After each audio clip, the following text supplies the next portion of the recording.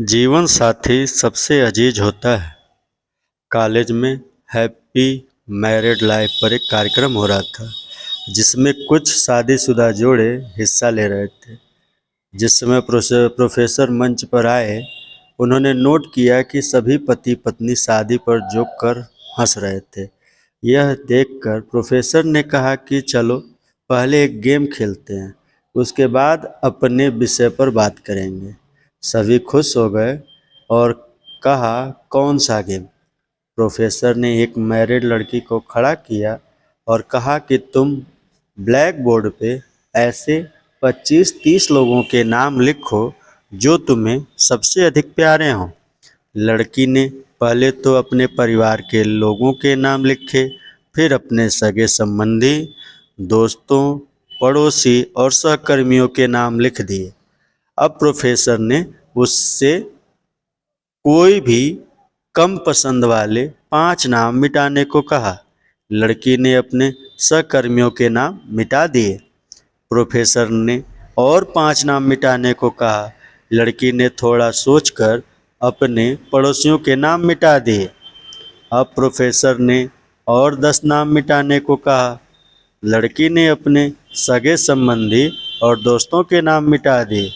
अब बोर्ड पर सिर्फ 4 नाम बचे थे, जो उसके मम्मी पापा, पति और बच्चे का नाम था। अब प्रोफेसर साहब ने कहा, इसमें से और 2 नाम मिटा दो। लड़की असमंजस में पड़ गई। बहुत सोचने के बाद, बहुत दुखी होते हुए उसने अपने मम्मी पापा का नाम मिटा दिया। सभी लोग स्तब्ध और शांत थे, क्योंकि वो जानते थे कि ये गेम सिर्फ वो लड़की ही नहीं खेल रही थी, उनके दिमाग में भी यही सब चल रहा था।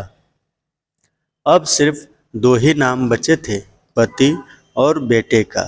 प्रोफेसर ने कहा, और एक नाम मिटा दो। लड़की अब सहम सी गई। बहुत सोचने के बाद रोते हुए अपने बेटे का नाम काट दिया। प्रोफेसर ने उस लड़की से कहा, तुम अपनी जगह पर जाकर बैठ जाओ, और सभी की तरफ गौर से देखा और पूछा, क्या कोई बता सकता है कि ऐसा क्यों हुआ कि सिर्फ पति का ही नाम बोर्ड पे रह गया? कोई जवाब नहीं दे पाया। सभी मुंह लटकाकर बैठे थे। प्रोफेसर ने फिर उस लड़की को खड़ा किया और कहा, ऐसा क्यों? जिसने तुम्हें जन्म दिया और पाल पोस कर इतना बड़ा किया, उनका नाम तुमने मिटा दिया, और तो और तुमने अपनी कोख से जिस बच्चे को जन्म दिया, उसका भी नाम तुमने मिटा दिया। लड़की ने जवाब दिया कि अब मम्मी पापा बूढ़े हो चुके हैं। कुछ साल के बाद वो मुझे और इस दुनिया को छोड़ के चले जाएंगे। मेरा बेटा जब बड़ा हो जाएगा तो ज़रूरी नहीं कि वो शादी के बाद मेरे साथ ही रहे, लेकिन मेरे पति जब तक मेरी जान में जान है